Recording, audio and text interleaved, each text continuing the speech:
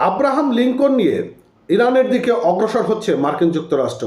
রয়েছে টামহাক মিসাইলের মতন এক শক্তিশালী মিসাইল। ইরান কি কম যায়? ইরানও কি বসে রয়েছে? ইরানেরও রয়েছে আধুনিক থেকে অত্যাধুনিক মিসাইল। পরিস্থিতি উত্তপ্ত হয়ে আসছে। যুদ্ধের দামামা যেন যে কোনো মুহূর্তেই বেঁধে যেতে পারে। কি পরিণত হতে পারে ইরানের ভাগ্যে নাকি মার্কিন যুক্তরাষ্ট্রের ভাগ্যে, সেটি চলুন আজকে আমরা একটু জানার চেষ্টা করি। বন্ধুরা, তৃতীয় বিশ্বযুদ্ধের সূত্রপাত হয়েছিল রাশিয়া ইউক্রেনের যুদ্ধের মধ্য দিয়ে। তারপর ইরান এবং ইসরায়েলের মধ্যে যে একটা সামরিক যুদ্ধ শুরু হয়েছিল তা যেন এক তৃতীয় বিশ্বযুদ্ধের তৃতীয় ধাপ হিসেবেই ধরা হয়। আজ চলছে চতুর্থ ধাপের এক মহড়া। যে কোনো মুহূর্তেই মার্কিন যুক্তরাষ্ট্র এবং ইরানের মধ্যে দামামা বেজে যেতে পারে। মার্কিন যুক্তরাষ্ট্রের তরুণীতে সবথেকে শক্তিশালী টামাহাক মিসাইল, যা কয়েক সেকেন্ডের মধ্যে চূর্ণ বিচূর্ণ করে দিতে পারে।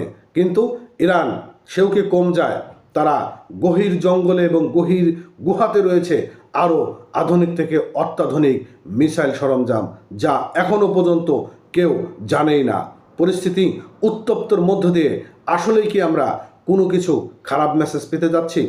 বন্ধুরা, আপনারা জানেন মার্কিন যুক্তরাষ্ট্রের বেশ কয়েকটি সামরিক ঘাঁটি রয়েছে মধ্যপ্রাচ্যের যে বেশ কয়েকটি রাষ্ট্রে, তার মধ্যে অন্যতম হচ্ছে কাতার। সেই কাতার থেকেই হয়তোবা বড় কোনো আক্রমণের শিকার হতে পারে ইরান। এদিকে মার্কিন যুক্তরাষ্ট্র তারা যে কোনো মুহূর্তেই সুসজ্জিতভাবে তারা ইরানের উপর আক্রমণ চালাতে পারে। এতে করে ইসরায়েল তারা বিভিন্নভাবে প্রযুক্তিগত দিক দিয়ে এবং তাদের আধুনিক অত্যাধুনিক সকল ধরনের ক্ষেপণাস্ত্র দিয়ে হয়তোবা মার্কিন যুক্তরাষ্ট্রকে সাহায্য করবে। কিন্তু ইসলামিক যে রাষ্ট্রগুলো রয়েছে তারা আকাশসীমা ব্যবহার করতে দিচ্ছে, পাশাপাশি তাদের যে স্থান রয়েছে, তাদের যে রাষ্ট্র রয়েছে, সেগুলোকেও ব্যবহার করে ইরানের উপর আক্রমণ চালানোর এক প্রস্তুতি তৈরি করছে।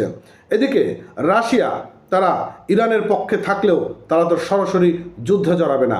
হয়তোবা তারা কিছু ডলার অথবা তাদের যে সরঞ্জাম রয়েছে সে সকল সরঞ্জাম কিছুটা সাহায্য করবে।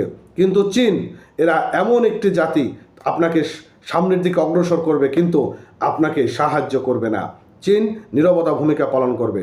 তবে কিম জং উন সে বরাবরই মার্কিন যুক্তরাষ্ট্র বিরোধী। হয়তোবা ইরানের পক্ষে কিছুটা হলেও সাহায্য সহযোগিতা করলেও বাস্তবে যুদ্ধ বেঁধে গেলে কি হতে পারে তা আমরা ইসরায়েল এবং ইরানের মধ্যে যুদ্ধে বাস্তবতা অনেক কিছুই উপলব্ধি করতে পেরেছি। পরিস্থিতি উত্তপ্ত। মার্কিন যুক্তরাষ্ট্র তারা ইতিমধ্যে বুঝতে পেরেছে ইরানের পাশে অনেকে থাকার চেষ্টা করলেও আসলে ইরানের পাশে কেউ নেই। যা লড়াই লড়তে হবে ইরানের একাই। অর্থাৎ ইরান যদি একা লড়তে চায় বা লড়ে, তাহলে মার্কিন যুক্তরাষ্ট্রকে আসলে কি মার্কিন যুক্তরাষ্ট্রের কাছে ধরাশয়ী হবে, নাকি ইরানের পাল্টা জবাবের মধ্য দিয়ে মার্কিন যুক্তরাষ্ট্রের সেই তরুণী আব্রাহাম লিঙ্কন আবার ব্যাক করবে? কি মনে হয় আপনাদের বন্ধুরা? কমেন্ট করে জানান।